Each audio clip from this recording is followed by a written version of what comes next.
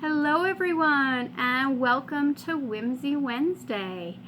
I've been very project centered this morning and I decided I needed to sit down and record a video.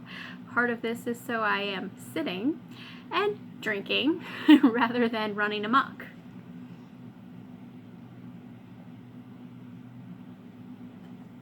Proof I'm drinking something. Alright, so first thing this morning I decided to put up a tree. Now this is following a few days of tree slump. I was pondering not putting up a tree because I'll be shipping out all the packages to families and friends in the next week and a half, and there won't be anything to actually put under the tree because little Miss Clara's gifts have to stay hidden because her curiousness will get the better of her. You coming up? And so put up the tree. It is mostly naked other than two little hearts right there. I will say we have a little compromise, Clara and I. Down, not on the table. She has a spot under the tree because the tree's actually up on a little shallow table. It's actually the table that I use for the pinking machines. And that gives her a spot under the tree. And it'll have her bowl in there. And so she will have her own spot to be part of the tree experience, and it'll hopefully not involve the ornaments up in the tree.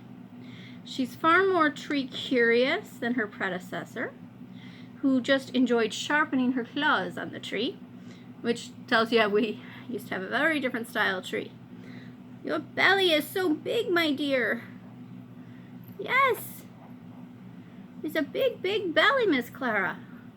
I'm hoping the sweater that I bought her actually fits. It's cute, or at least it was cute in the picture, and it came in her Chewy shipment. This is the first time we'll have a Chewy related sweater. Usually I purchase a sweater or make a sweater purchasing in person. I like to feel things. So this is a feeling unseen or feeling unfelt purchase. So we'll see how it goes. You'll notice that my ornaments that I do have up, there you go, you can see those, yeah, are hearts. These hearts are actually not facing the right direction. There we go. I found them at a yard sale last year and then completely forgot about them last Christmas and never got them up. So this year, they're up. Literally the only two. Hearts are a big deal for me because, like, years and years ago, so junior high, I started making ornaments for family and friends. And then a few years following, I started getting my grandma heart ornaments for Christmas and for Mother's Day and her birthday. And instead of just saving them for the tree, she was putting them up on the wall. It was really cute. Kind of different compared to the very proper antique assortment in the house to have these little hearts all over with little thumbtacks.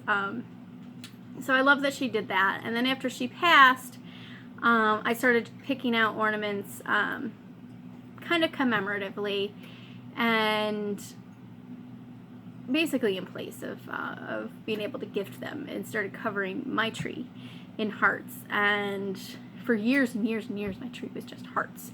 I did do hearts and roses one year, and when I say roses I mean real roses. So I dried every rose I came across for the year prior so I could have enough roses, and I did a rose petal garland, I did roses attached to hearts, I did rose clusters. The whole tree was roses. It was really cute. At least I thought it was really cute. So yeah, there's the hearts, and I'm glad I have these because usually I go out each year in the fall to the craft shows, and I can get myself a new heart. This year that didn't happen, so instead I have the hearts that I forgot about. So at least I have a new heart that way. Excuse me. Drink more water. Okay, it's not water. It's sparkling water. Okay. So I don't know if you noticed, but I put up this adorable, check out that border, Regency bonnet a few days ago. So this is available over in the shop. I think it's really cute. Some ribbon, you can tie it down a little like that. And I love how the little border came out. So that's over in the shop right now. And what I finished this morning, I'll be putting up as soon as I finish the video, which means it'll be ready for when you see the video. I already got one of my hairs stuck. There. So this is a walnut and white striped bonnet. There, you can see the thing. And I love how that came out. This is fabulous. I haven't tried it on this way. There we go. Cute as that. And like I said, I'm really pleased with how that came out. And the whole stripe thing followed through. See? She's curious. Oh, I don't know if you can see her. Well, I'm looking over here and everything over here falls. It wanted the wreath, apparently. Let me fix a couple problems here. Sorry about that. Let me move this over to a safer place. There we go. Okay, so my whole stripe theme went from that stripe bonnet to another stripe piece. So this is kind of silly. I bought plenty of silks. Hey, no, because I said so. Thank you. Down, please. Down, please. Okay, you gonna be good? That's not where you belong. Thank you. Yep. Good thing I tended it. All right, where was I? Okay, so I had bought plenty of silks for winter bonnets. And usually by now, I'm well into winter bonnet mode. Usually I transition in like September to doing ag fair things and then right into winter bonnets. So I didn't quite get that far. And then a friend sent me a box of goodies. Now, I happen to love scrap boxes. So when a box of scraps of silk arrives, my brain goes, ooh. And I love to go through and see what's there. And usually I'm thinking fanciful utility style projects. But when there's some larger cuts, they are a challenge because I want to be able to see what can I get out of a piece or a bunch of pieces. And in the box was this stripe. And yeah. So of course I'm looking at this stripe going, can I pull this off? And so this morning I started piecing together chunks of the stripe, and there's some little pieces. You know what I'm realizing? I'm missing a piece. Uh-oh. Somewhere between the sewing room and here, egads, is a very important piece, roughly this shape, because this connects with this. So I am going to piece these together and make a wadded winter hood. If you saw the post, oh goodness, last week before, I can't remember now. There is a blue and gray wadded hood all on the bias. And that is the piece that I ended up picturing as I kept thinking about this particular silk. So this is actually going to have the teardrop pasteboard back. I did, oops, and I missed the fact that There's 2 little spots, snip spots on these. Usually I try to cut around those. In this case, even if I did notice it, I think I would have gone with it anyway. I'm a little nervous because I'm missing that one triangle, and that triangle is essential. So I'm going to do this, and I think I picked out this really pretty shot lavender silk for the interior from another scrap. I'm going to see if I can pull off having that as the brim and the back. I think the curtain, the bevelé, is going to have to get lined in black.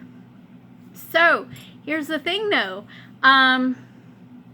This will be one that'll have to like stay in like my set because it is a challenge piece, and if I can pull it off, I'll be ecstatic. That made me think maybe it was time to put this little guy up and available. So this is the piece that I did, and now I'm seeing a snag. Okay, so no, I'm not. I was going to say I was going to put this in the shop, but I see a snag here and a run there. All right, so it's not going in the shop. Oh well. But this is the piece that I did as the demonstration piece last year for preparing for winter and then for Yuletide. This is that wadded pumpkin style. I can tell you it's super warm, and when you do have it tied down, it muffles your hearing, but it's a cute piece.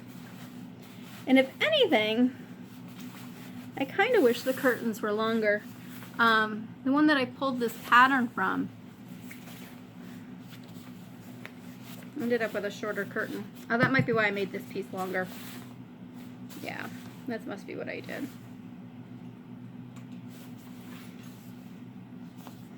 One, two, yeah, I must have shortened that. Well, elongated that after I did this. I'm kind of disappointed that has that little mark in there. That's kind of what happens when you do a demonstration piece. All right, but anyway, so that's it, I guess, for today's Whimsy Wednesday. I really should have had a craft for today, so I'll try to put one together for this weekend or something. I may go live tomorrow, or do a Zoom or a Meet, to be determined. It's going to be a very last minute thing. I'll put it up on Facebook. If I do, basically it's going to be come eat pie with me, because I am doing Thanksgiving alone. Don't worry. I actually like Thanksgiving alone. I've actually done this the last few years. I get stressed out when other people get stressed out about whether or not I'm going to eat at a meal, so it's just less stressful not to deal with that and stay home, and then everybody can enjoy their food somewhere else, and I don't have to deal with other people getting stressed over what I do or don't eat. So there is that. I feel like I'm forgetting something. I don't know what it is. All right, well, enjoy your Thanksgiving, whether you're with family or alone or with friends. Please stay healthy. Be smart about what you do and where you go. And I will see you for the next Whimsy. Bye-bye, y'all.